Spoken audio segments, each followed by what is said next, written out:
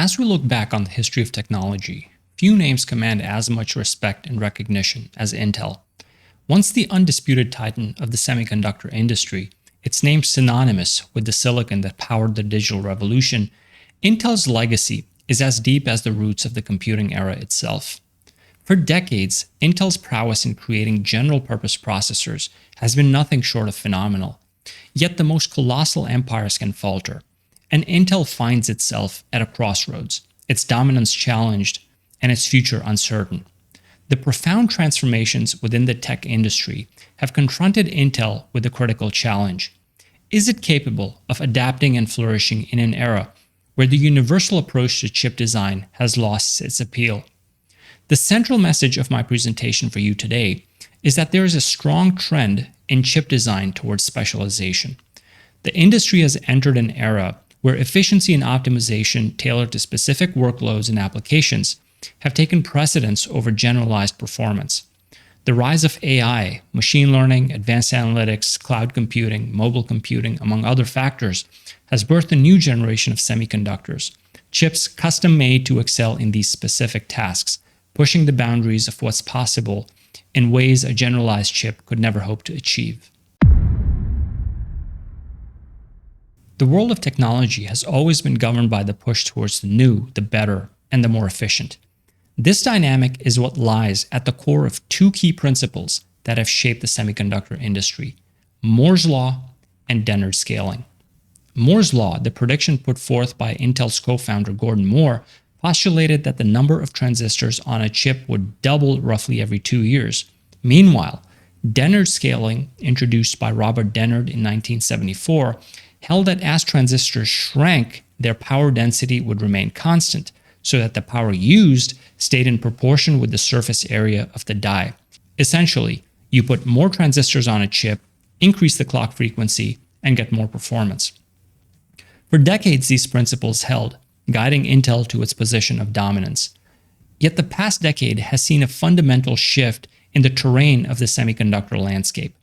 The accelerating demands of a digital-first world have necessitated more than just general-purpose chips that adhere to Moore's Law and Dennard scaling. They have demanded chips that can excel at specific tasks, tailored to the unique needs of increasingly specialized applications. Take, for instance, the rise of machine learning and AI. These technologies are predicated on the ability to perform matrix math at extremely high throughputs, a task that general-purpose chips such as those in Intel's portfolio struggle to perform as efficiently as specialized chips. Intel's marketing will claim that their AVX512 instruction set can perform machine learning workloads, but in reality, Intel is not even in the game. Let me give you some examples of tech giants who are not in the chip business, but decided to design them anyways. Google custom designed its own ASIC, the Tensor Processing Unit or TPU, for machine learning workloads.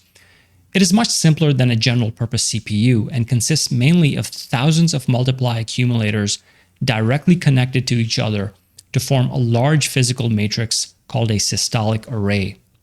This architecture is different from what is typically known as the von Neumann architecture.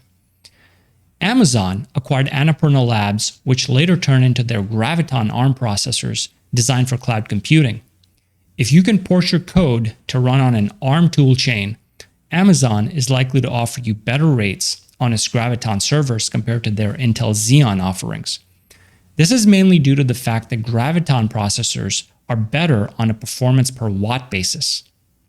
Apple transitioned to its in-house ARM design for its Macs to rave reviews from customers. Tesla developed its own full self-driving chip, surprisingly ditching NVIDIA's solution. At the heart of these specialized chips is a focus on performance optimization for specific workloads. This has led to a kind of fragmentation in the semiconductor industry, with each chip designed to excel in its particular niche. The industry has shifted from a model where one chip fits all to a diverse ecosystem of tailored application-specific chips. The shift towards specialization represents a fundamental challenge to Intel's strategy and business model. Intel is still dependent on its x86 line of chips, It has no viable smartphone business, no viable discrete GPU business, and a foundry model increasingly facing difficulties. In the shifting sands of the semiconductor industry, Intel's competitors have adopted strategies that are distinctly different, each carving out their own niche in the market. NVIDIA, for instance, has established itself as a leader in the GPU market, capitalizing on the escalating demand for high-performance computing in areas like gaming, AI, and data centers. NVIDIA's GPUs have become the standard in these domains, delivering extreme performance for matrix compute-heavy workloads that far surpasses the capabilities of x86 chips. AMD, on the other hand, has had a remarkable comeback and not only is offering competitive x86 chips, but also has a discrete GPU division that is very competitive with NVIDIA. Using TSMC's manufacturing processes, which at the moment seem to be a generation ahead of Intel's, AMD has been able to produce chips that compete directly with Intel's offerings on multiple fronts, taking significant market share in both the consumer market and threatening Intel's only remaining stronghold, its server market. TSMC represents a different kind of competitor. As a pure-play foundry that does not design its own chips, but manufactures them for a wide range of companies, the fact that TSMC's customers include the biggest tech names in the world allows it to generate R&D on a planetary scale. This scale makes it viable for TSMC to maintain the most advanced manufacturing processes, which in turn reinforces their customers' choice of sticking with TSMC. Additionally, even if Intel opens up its foundry to third-party orders, why would their design competitors fund Intel's foundry business? After all, money is fungible, and any revenue on the foundry side could fund Intel's design business. Over the past 15 years, Intel seems to have had a stronger focus on financial engineering than technological innovation. While companies like NVIDIA, AMD, and TSMC have been relentlessly pushing the boundaries of chip design and manufacturing, Intel has been preoccupied with stock buybacks and M&A. This, in my opinion, is a typical short-sighted attempt at putting a floor under a company's share price. Furthermore, executive compensation is often linked to EPS targets, which, as you can imagine, creates perverse incentives for financial gamesmanship. During this period, Intel spent billions on share buybacks, which supported its stock price and EPS targets in the short term, but left the company with fewer resources to invest in R&D and the talent required to drive innovation. In contrast, leaner and more focused competitors have been consistently taking risk and investing in their technologies, enabling them to capture significant market share from Intel.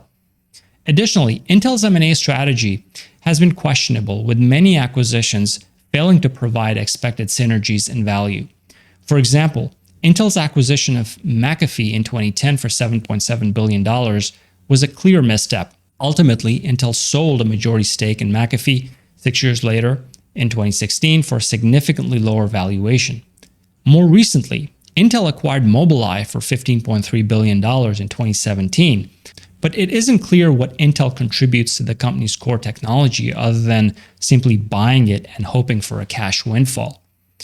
Intel acquired Altera, a company specializing in FPGAs, field programmable gate arrays, but has struggled at integrating its technology, and Altera itself is playing second fiddle to Xilinx in this market.